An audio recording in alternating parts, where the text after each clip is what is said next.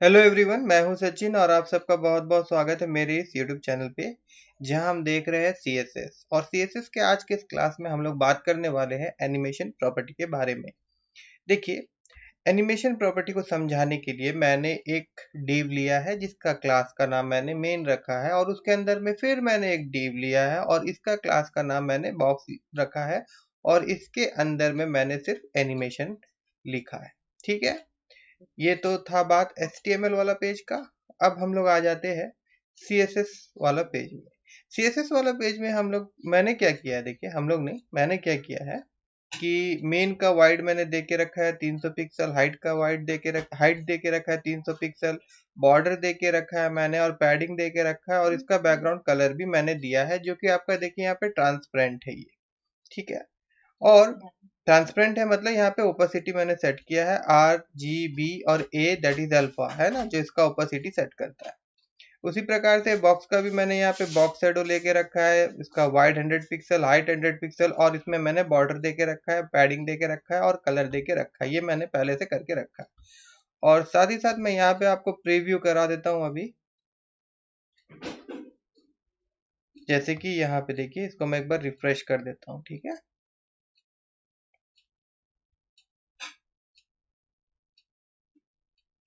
तो ऐसा हम लोग का अभी तक का प्रोग्राम दिख रहा है यहाँ पे वेब पेज में। ठीक है, अब एनिमेशन देखना है आज का क्लास में हम लोगों को। तो उसके लिए मैं सबसे पहले आपको बता दूं, अगर आप एनिमेशन किए हैं कभी वीडियो एडिटर वगैरह में, तो आपने एक नाम तो सुना ही होगा, की फ्रेम।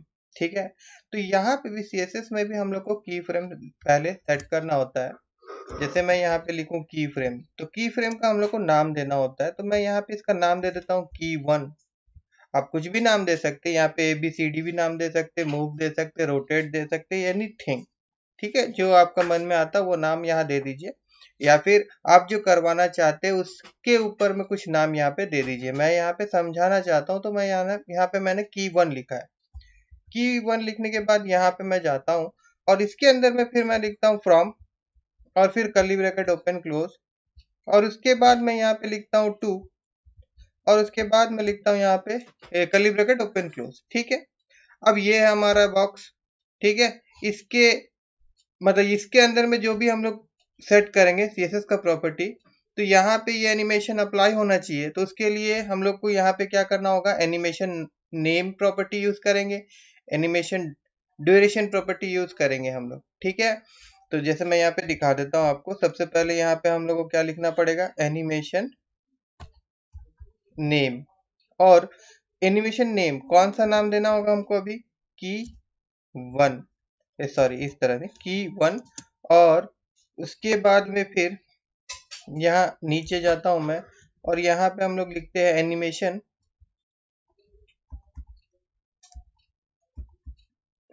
ड्यूरेशन। ठीक है, और यहाँ मैं लिख देता हूँ 2 सेकेंड, 2 सेकेंड। ठीक है, अभी यहाँ पे कुछ भी नहीं होगा, क्योंकि देखिए यहाँ पे हम लोग फ्रॉम टू में कुछ भी प्रॉपर्टीज का अप्लाई नहीं किए हैं, है ना। तो यहाँ पे हम लोग एक प्रॉपर्टी अप्लाई कर देते हैं। जैसे मैं यहाँ पे लिखता हूँ बैकग्राउंड कलर से मैं स्टार्ट करता हूँ। सिंपल, सबको सबसे पहले बहुत सिंपल देखेंगे हम लोग।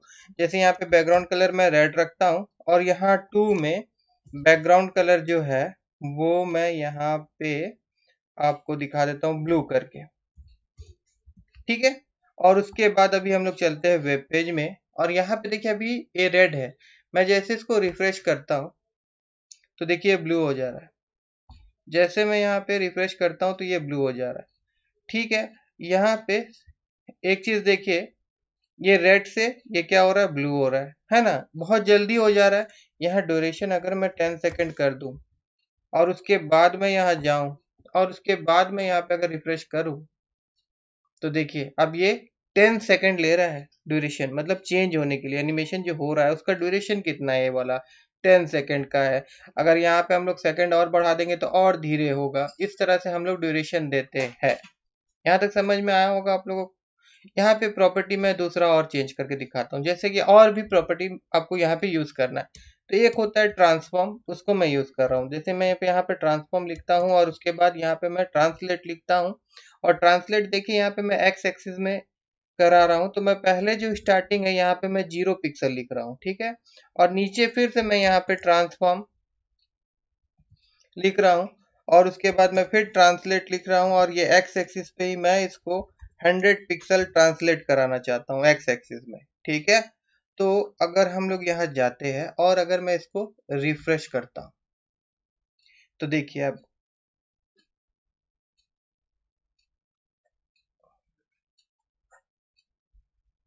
ठीक है, बात समझ में आ रहा होगा आप लोगों को। उसी तरह से अगर इसका और हम लोग प्रॉपर्टी देखना चाहें तो यहाँ पे हम लोग और एक प्रॉपर्टी यहाँ पे मैं दिखा रहा हूँ आपको। जैसे कि यहाँ पे एक आता है आपका एनिमेशन इरिटेशन काउंट। अब एनिमेशन इरिटेशन काउंट यहाँ पे हम लोग क्या कर सकते हैं, जैसे मैं यहाँ पे लिख देता हूँ 3, ठीक है, और उसके बाद मैं यहाँ जाता हूँ तो अब ये 3 बार एनिमेशन होगा। देखिए जैसे मैं इसको अगर रिफ्रेश कर दूं और छोड़ दूं,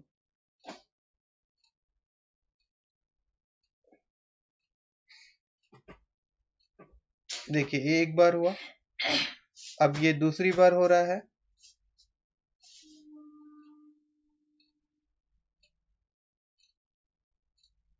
उसके बाद अब ये तीसरी बार हो रहा है। बात समझ में आया, ये 3 बार होगा। अच्छा, ये तो समझ में आ गया होगा एनिमेशन नाम क्यों यूज करते हैं हम लोग, एनिमेशन ड्यूरेशन क्यों यूज करते हैं हम लोग, और एनिमेशन इरिटेशन काउंट क्यों यूज करते हैं हम लोग। ठीक है, तो यहाँ पे जो काउंट है मैं यहाँ पे 1 ही रख देता हूँ, और ये जो टाइमिंग है इसको मैं थोड़ा कम कर देता हूँ क्योंकि बहुत देर लग रहा है। ठीक है, यहाँ पे हम लोग 4 सेकंड रख देते हैं। उसके बाद में फिर और एक प्रॉपर्टी समझते हैं हम लोग, यहाँ पे एनिमेशन डिले। ठीक है, अब डिले मतलब क्या है कि मैं यहाँ पे 2 सेकंड रख दूं, लिख दूं, तो उसके बाद अगर अभी मैं इसको रिफ्रेश करूंगा, इसको मैं रिफ्रेश कर रहा हूँ, देखिए ये तुरंत नहीं होगा, ये 2 सेकंड के बाद में हमारा एनिमेशन शुरू हुआ। एनिमेशन जो हमारा हो रहा है ये 2 सेकंड के बाद शुरू हो रहा है। ठीक है, अब यहाँ पे हम लोग और देखते हैं, जैसे यहाँ पे एक फंक्शन हम लोग और यूज कर सकते हैं, ये टाइमिंग फंक्शन। अब टाइमिंग फंक्शन जो है, जिस प्रकार से हम लोग गो ने ट्रांजिशन वाला क्लास किए थे ना हम लोग, इससे पहला वाला क्लास था ट्रांजिशन, अगर आप नहीं देखे होंगे तो देख लीजिएगा एक बार। इससे क्या होता है कि किस तरह से एनिमेशन हमारा स्टार्ट होगा, किस तरह से वो एंड होगा, इसके लिए हम लोग यहाँ पे बहुत सारे चीज यूज कर सकते हैं, erase in out, erase out, है ना। तो यहाँ पे अगर मैं इरेज इन ही लेता हूँ और फिर मैं यहाँ जाता हूँ और अगर मैं इसको रिफ्रेश करता हूँ, देखिए ठीक है, तो ये क्या करता है एनिमेशन, पहले क्या होगा कि आपका स्टार्ट जो होगा स्लो स्टार्ट होगा, स्लो एंड होगा, इस प्रकार से अलग अलग सारा चीज काम करता है, इरेज इन इरेज आउट, है ना।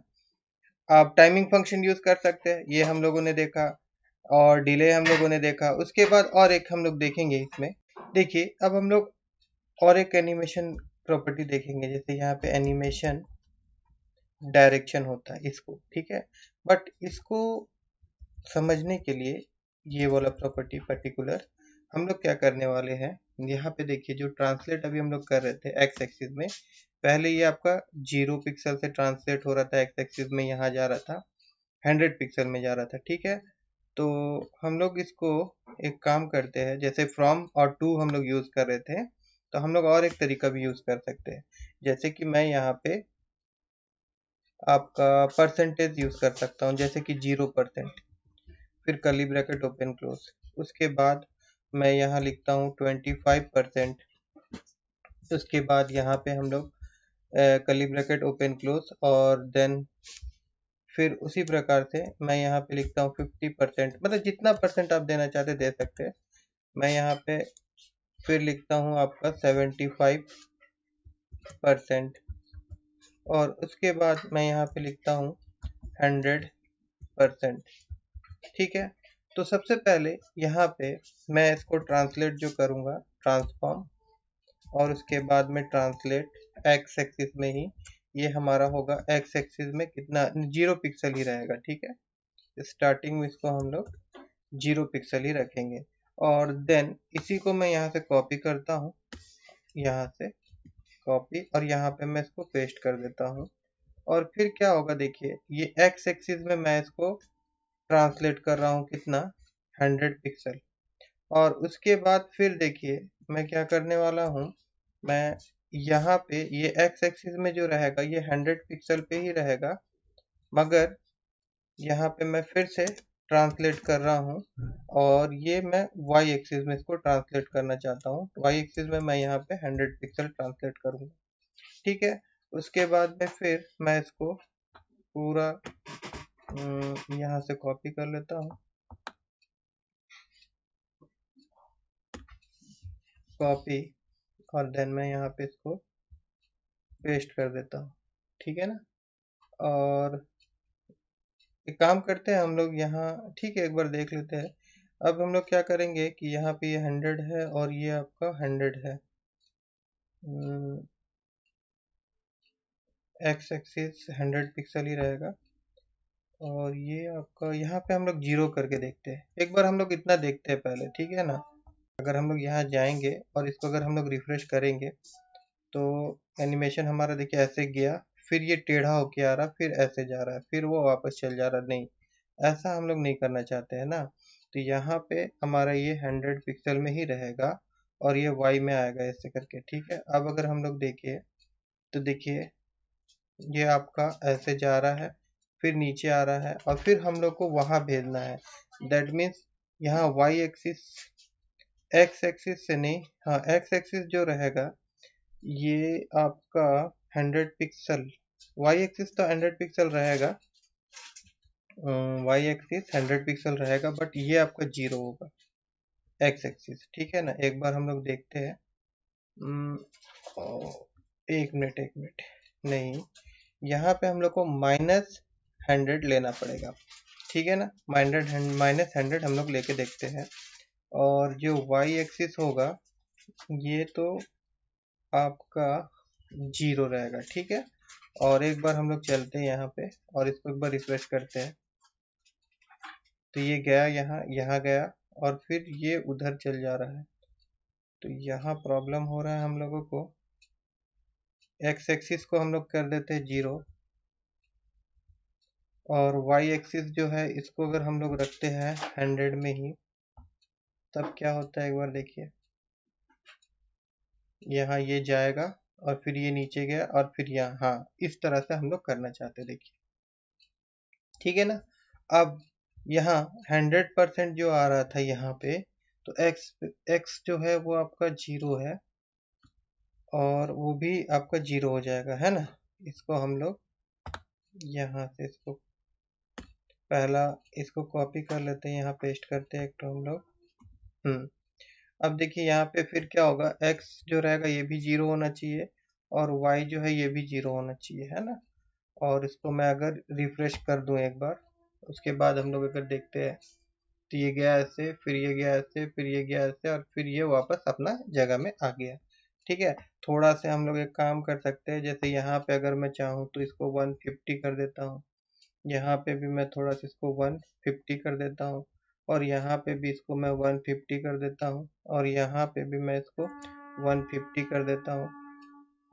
हो गया। और यहाँ पे जो डिले वाला प्रॉपर्टी है इसको मैं हटा देता हूँ थोड़ा देर के लिए, ठीक है ना। डिले वाला हम लोग हटा दिए, और ड्यूरेशन जो है ये वैसे ही रहने देते हैं हम लोग, या तो इसको भी 2 सेकंड कर देते हैं, थोड़ा स्पीड में होगा। अब इसको अगर हम लोग रिफ्रेश करते हैं तो देखिए कुछ इस प्रकार से जा रही है हमारा, ठीक है। अब हम लोग क्या करने वाले थे, हम लोग देखने वाले थे एनिमेशन डायरेक्शन। तो बाय डिफॉल्ट नॉर्मल रहता है, ठीक है ना। अगर मैं यहाँ पे अल्टरनेट करूँ और उसके बाद में अगर इसको आपको दिखाऊं, तो ये ऐसे गया, ऐसे गया, ऐसे गया, ठीक है। और अगर मैं यहाँ पे अल्टरनेट के बजाय यहाँ पे अगर मैं रिवर्स कर दूं और उसके बाद मैं आपको अगर दिखाऊं, तो देखिए रिवर्स ऑर्डर में जाएगा। और अगर मैं इसको यहाँ से हटा के अल्टरनेट रिवर्स कर दूं, अल्टरनेट और रिवर्स, तो देखिए ऐसे होगा, ठीक है। तो इस प्रकार से इसका डायरेक्शन जो है एनिमेशन का वो हम लोग चेंज कर सकते हैं, ठीक है, एनिमेशन डायरेक्शन यूज करके। और अगर हम लोग ये दोनों प्रॉपर्टी भी हटा देते हैं एक बार ऐसे ही चेक करने के लिए, और फिर से एक बार अगर हम लोग देखें तो ये गया, ये गया, ये गया, ऐसे करके, है ना। और उसके बाद हम लोग इसको फिर से लेके आ जाते हैं और एक बार देखते हैं कि अगर हम लोग इसको 3 या 4 बार काउंट कराएंगे तो क्या होता है, मतलब रिपीट करवाएंगे तो। इसको अगर मैं रिफ्रेश कर दूं तो देखिए, देखिए क्या हो रहा है। जैसे कि अभी वो 4 बार होना था उसको, तो 4 बार जब मैंने यहाँ पे किया है तो देखिए, ठीक है। और इसी प्रकार से अभी ये 4 बार मैंने इसको इरिटेशन काउंट में रखा था, और इसको वापस से हम लोग एक काम करते हैं कि अल्टरनेट यूज करके देखते हैं। तभी क्या हो रहा था, हम लोग को लग रहा था वैसे ही था। एक बार हम लोग इसको यूज करते हैं ऐसे, फिर ऐसे, देखिए अल्टरनेट। बात समझ में आ रहा है? ठीक है। यही चीज रिवर्स करेंगे तो रिवर्स ऑर्डर में जाएगा, मगर वही चीज आपका ये यहाँ पे रिपीटिंग करना पड़ेगा, तब ये वाला चीज तो सही तरीका से हम लोग को समझ में आएगा। क्योंकि एक ही बार अगर हम लोग रख रहे हैं, एक ही बार एनिमेशन होगा, तो फिर डायरेक्शन हम लोग को ठीक से क्लियर नहीं होगा। ठीक है, इसको आप चेंज करके फिर अल्टर रिवर्स और अल्टर रिवर्स दोनों एक साथ यूज करके एक बार देखिएगा। ठीक है ना। अच्छा, अभी एक और बच गया है, उसको समझाने के लिए, ठीक है, मैं काम करने वाला हूँ यहाँ पे। देखिए यहाँ से जो परसेंटेज था ये सबको मैं हटा दे रहा हूँ, 0 और 100% रख रहा हूँ। ये सिंपल उसी प्रकार से काम करेगा, फ्रॉम और टू वाला। यहाँ पे मैं क्या कर दे रहा हूँ, ट्रांसलेट जो है यहाँ पे 100 कर दे रहा हूँ। या फिर यहाँ पे हम लोग 100 कर दे रहे हैं, चलिए इसको 0 ही रखते हैं, हटाइए। और वापस से हम लोग अगर जाएंगे, अभी 1 मिनट, हाँ ठीक है, रहने देते हैं, तो कोई दिक्कत नहीं है। अगर मैं इसको रिफ्रेश करता हूँ तो ये क्या हो रहा है, ऊपर से नीचे जा रहा है, फिर नीचे से ऊपर आ रहा है। और यहाँ पे काउंट 4 बार है, ये 4 बार वाला काउंट जो है यहाँ पे एनिमेशन इरिटेशन, इसको भी मैं हटा देता हूँ। ठीक है ना। इसको हटाने के बाद मैं यहाँ वापस जाता हूँ और मैं इसको रिफ्रेश करता हूँ, देखिए हो रहा है। अब ये क्या हो रहा है, वापस फिर से आ जा रहा है। ठीक है ना, एक बार रुकिए, यहाँ पे देखिए, ये जो फंक्शन था इनको भी हम लोग हटा देते हैं। और उसके बाद मैं आपको एक चीज दिखाता हूँ, आप भी ध्यान से देखिएगा। इसका पोजीशन ऊपर है ना, जब ये एनिमेशन हो जा रहा है तो इसका पोजीशन कहाँ आ जा रहा है, देखिए घूम के वो फिर पीछे आ जा रहा है। मगर हम लोग चाहते हैं कि वो वहीं रहे, तो उसके लिए हम लोग क्या कर सकते हैं, यहाँ पे एनिमेशन और फिर आपका feel mode, animation feel mode property use करके अगर मैं यहाँ पे फॉरवर्ड लिख दूं, ठीक है, animation feel mode property use करके इसको अगर मैं फॉरवर्ड लिख दूं तो क्या होगा, ये वहीं रुक जाएगा, ये वापस नहीं आएगा। देखिए इसको जब हम लोग नहीं लिख रहे थे, इसको जब हम लोग नहीं लिख रहे थे तो क्या हो रहा था, ये वापस अपना जगह में आ जा रहा था। अगर मैं इसको फिर से डिलीट कर दूं और उसके बाद मैं फिर आपको यहाँ पे दिखाऊं तो देखिए ये वापस अपना जगह पे आ जा रहा है। ठीक है ना। अब ये सारा प्रॉपर्टी आप लोगों को समझ में आ होगा। ये सारा प्रॉपर्टी को कुछ हम लोग एक एक साथ भी यूज कर सकते हैं। ठीक है ना। इसको मैं यहाँ से मिटा देता हूँ और सिंपली हम लोग को लिखना होगा एनिमेशन। एनिमेशन के बाद में यहाँ पे एनिमेशन का नाम देना होगा। उसके बाद यहाँ पे आपको ड्यूरेशन देना होगा, और उसके बाद यहाँ पे जो भी प्रॉपर्टी आप यूज करना चाहते हैं, अप्लाई करना चाहते हैं, वो दे सकते हैं। ठीक है ना। और फिर से एक बार अगर मैं जाऊँ यहाँ और इसको मैं एक बार रिफ्रेश कर दूँ तो देखिए यहाँ पे काम कर रहा है हमारा। ठीक है। और एक चीज मैं आपको दिखा रहा हूँ, ठीक है ना। जैसे ये तो की वन था, है ना, 0 से लेके 100% लिखा हुआ है यहाँ पे। यहाँ पे हम लोग चाहे तो फिर से इसको हम लोग ऐसे लिख सकते हैं, फ्रॉम टू, फ्रॉम और उसके बाद यहाँ पे टू, है ना। अब अगर मैं यहाँ पे मान लीजिए कि इसको मैं कॉपी करता हूँ और उसके बाद मैं यहाँ पे इसको पेस्ट करता हूँ और यहाँ पे मैं की टू लिख देता हूँ, तो अब यहाँ पे क्या हो रहा है, दो एनिमेशन है हमारे साथ। अब यहाँ पे ध्यान दीजिएगा कि ये आपका 0 से 100 जा रहा था, और यहाँ पे क्या करूँगा मैं कि ये आपका ये रुक रहा था कहाँ पे, ये आपका वाई में रुक रहा था ना। ठीक है, इसको हम लोग यहीं रखते हैं और यहाँ पे ट्रांसलेट वाई, इसको 100 पिक्सल ही रखते हैं हम लोग। और उसके बाद में फिर यहाँ पे मैं इसको क्या कर रहा हूँ, इसको मैं यहाँ पे 100 पिक्सल कर देता हूँ और इसको मैं 0 कर देता हूँ। ठीक है, अब देखिए क्या है कि ये एनिमेशन भी मैं यहाँ पे अप्लाई करवाना चाहता हूँ। तो उसके लिए क्या करना पड़ेगा मुझको, यहाँ पे मुझको कॉमा देना होगा और फिर यहाँ पे की 2 लिखना होगा और फिर यहाँ पे मुझको 2 सेकंड लिखना होगा। तो एक दिक्कत क्या है कि देखिए दोनों एक साथ स्टार्ट हो जा रहा है। ठीक है, तो उसके लिए मैं यहाँ पे क्या कर रहा हूँ, मैं यहाँ पे 2 सेकंड लिख रहा हूँ, मतलब कि ये 2 सेकंड पॉज रहेगा जब तक कि एनिमेशन हो जाता है और उसके बाद में फिर ये एनिमेशन होगा। ठीक है ना, की 2 एनिमेशन जो है। और अब अगर हम लोग जाते हैं, इसको मैं रिफ्रेश करता हूँ, देखिए। ठीक है, बात समझ में आया आप लोगों को कि अगर हम लोग 2 एनिमेशन यूज कर रहे हैं तो यहाँ पे देखिए मैंने क्या किया था, मैंने 2 सेकंड इसको पॉज कर दिया था ताकि ये 2 सेकंड में एनिमेशन खत्म होगा तब ये स्टार्ट होगा। और अगर मैं यहाँ पे अगर आपको दिखाता हूँ, यहाँ पे मैं 3 सेकंड लिख देता हूँ, तो अब क्या होगा कि देखिए 1 सेकंड का फर्क आ रहा है दोनों में। जैसे 2 सेकंड हो जाएगा लेकिन 1 सेकंड तो कुछ नहीं हो रहा, ये अप्लाई नहीं होगा, ये तो 3 सेकंड के बाद अप्लाई होगा।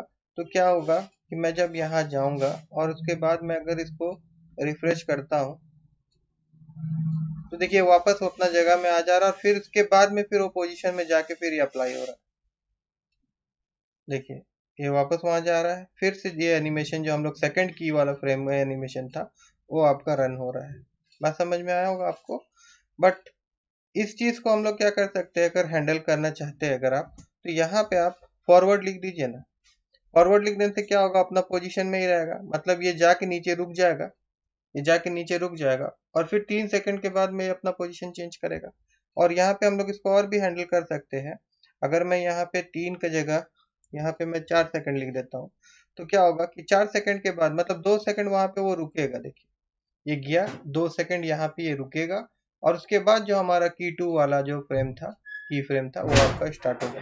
अब की फ्रेम यहाँ पे अगर हम लोग रुकाना चाहते हैं इसको, तो हम लोग क्या कर सकते हैं, फिर से यहाँ पे हम लोग यूज कर सकते हैं ये आपका फॉरवर्ड वाला प्रॉपर्टी, फिल मोड वाला प्रॉपर्टी। और फिल मोड वाला प्रॉपर्टी यूज कर लेंगे तो अब क्या होगा, देखिए जाएगा यहाँ पे 2 सेकंड रुकेगा और फिर यहाँ पे जाएगा और उसके बाद वो वहीं रुक जाएगा क्योंकि हम लोग अभी फिल मोड प्रॉपर्टी का फॉरवर्ड यहाँ पे यूज किए हैं। ठीक है, इस तरह से भी हम लोग अलग अलग की फ्रेम दे के भी यूज कर सकते हैं इसको। ठीक है, मैं आशा करता हूँ कि आप लोगों को एनिमेशन प्रॉपर्टी इन CSS समझ में आया होगा। अगर आप लोगों को समझ में आया हो तो मेरे इस वीडियो को लाइक करिएगा और मेरे चैनल को सब्सक्राइब करना मत भूलिएगा।